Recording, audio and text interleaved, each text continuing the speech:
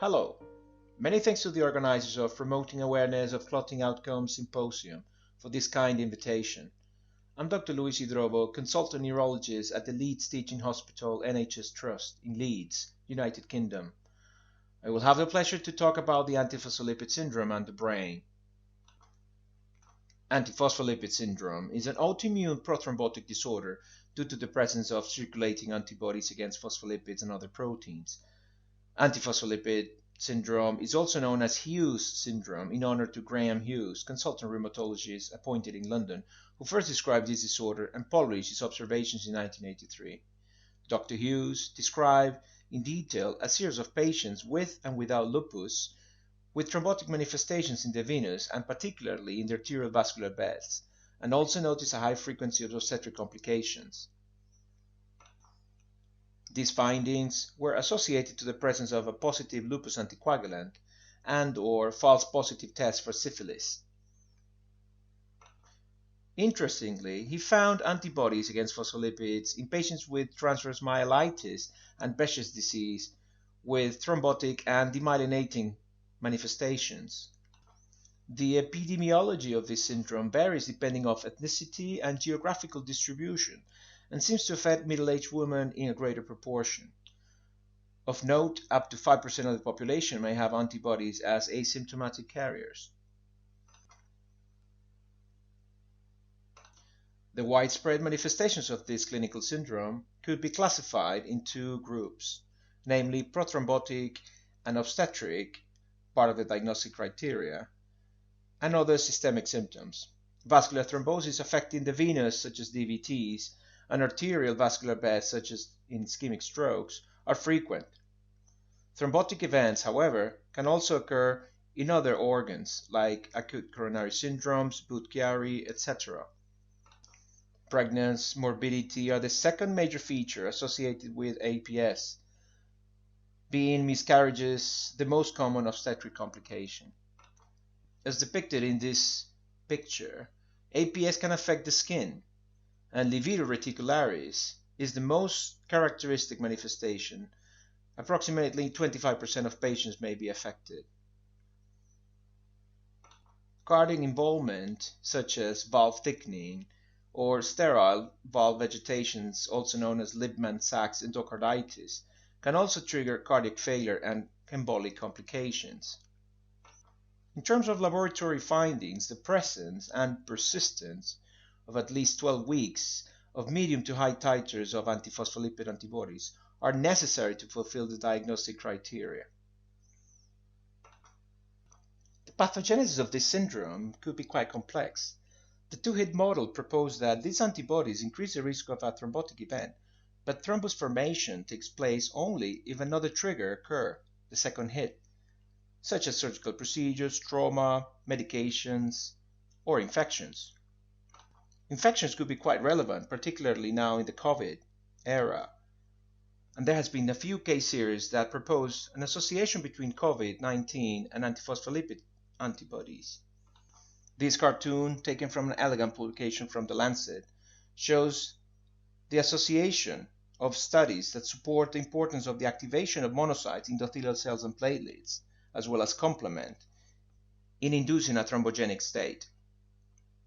However, neurological manifestations may not be explained solely by the thrombogenic activation, and there's some evidence that the antiphospholipid antibodies may trigger and activate some central nervous system antigens.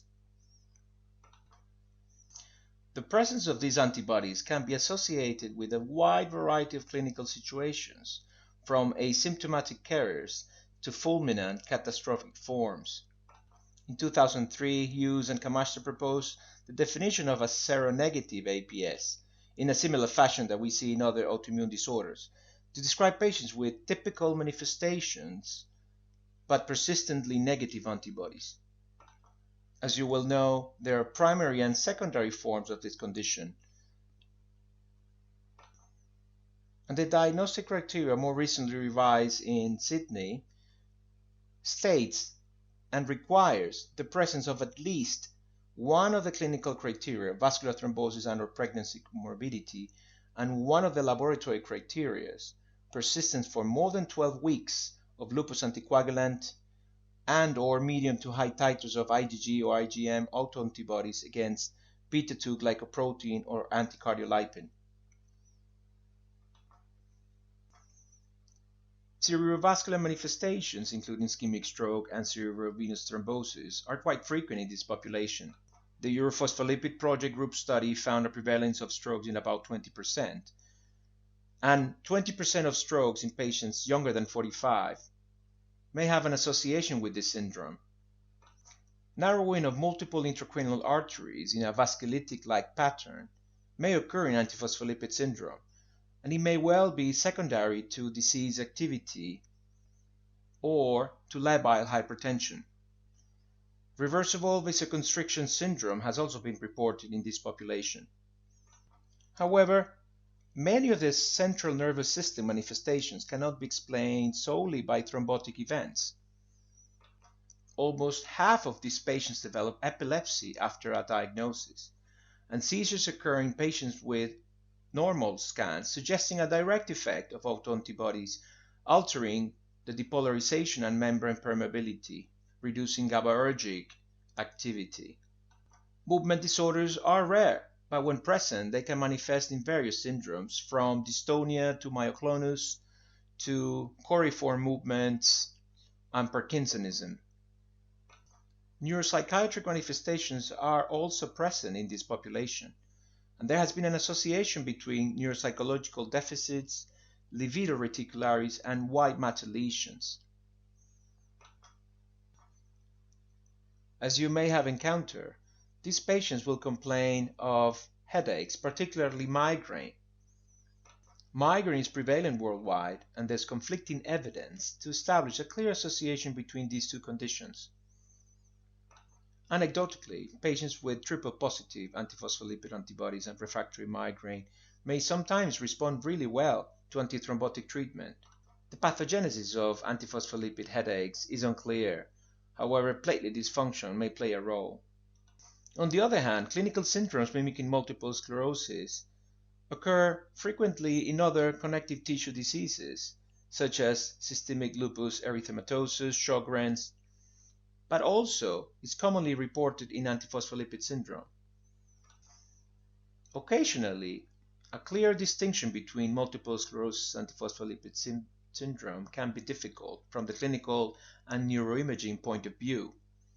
Having said that, a careful history, a previous history of thrombosis or fetal loss, abnormal or atypical localizations of lesions on MRI, and response to anticoagulant therapy may be helpful to distinguish between these two conditions. I will do my best to summarize this complex case in a 50-year-old female that attended A&E. She had a definite diagnosis of antiphospholipid syndrome and also other cardiovascular risk factors such as hypertension.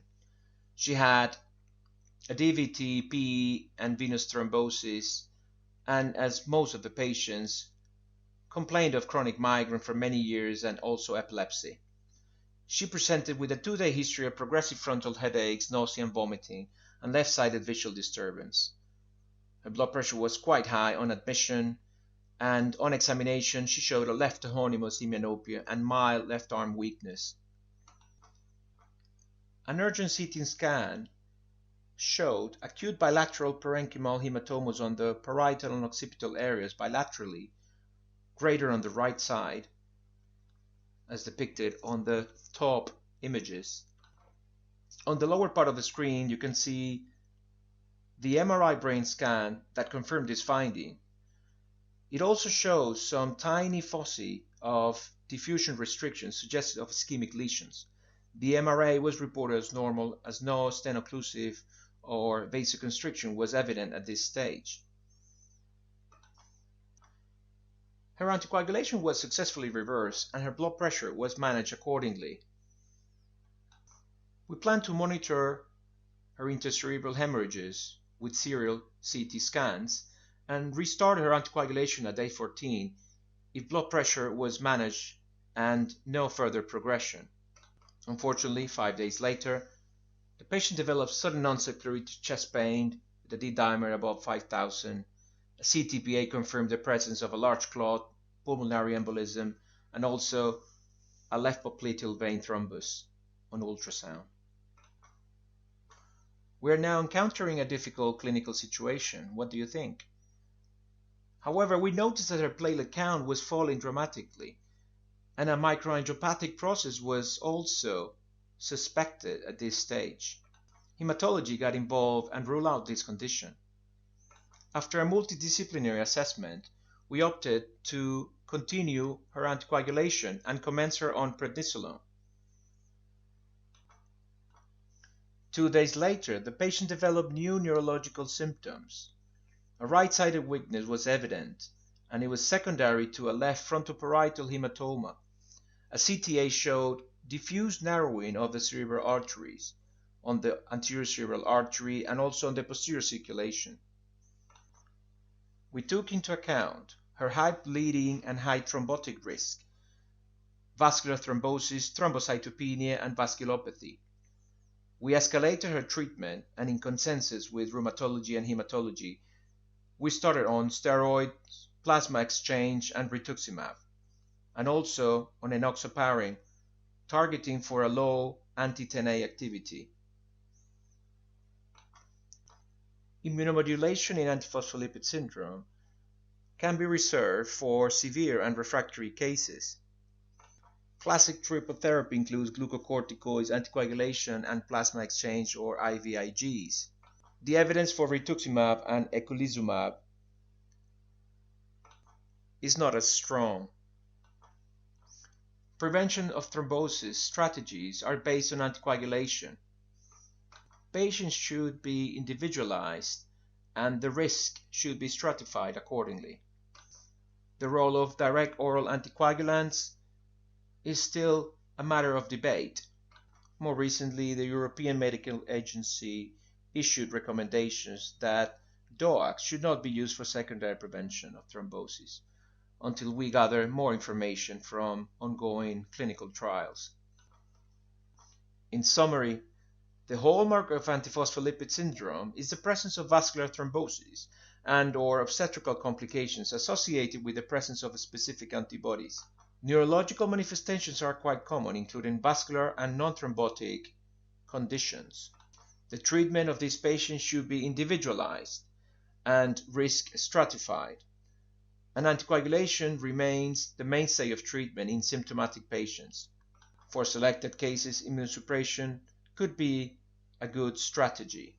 I want to thank you for your attention, and I hope this session has brought some light about antiphospholipid syndrome and perhaps could have sparkled some research interest on this fascinating and treatable clinical syndrome. Many thanks.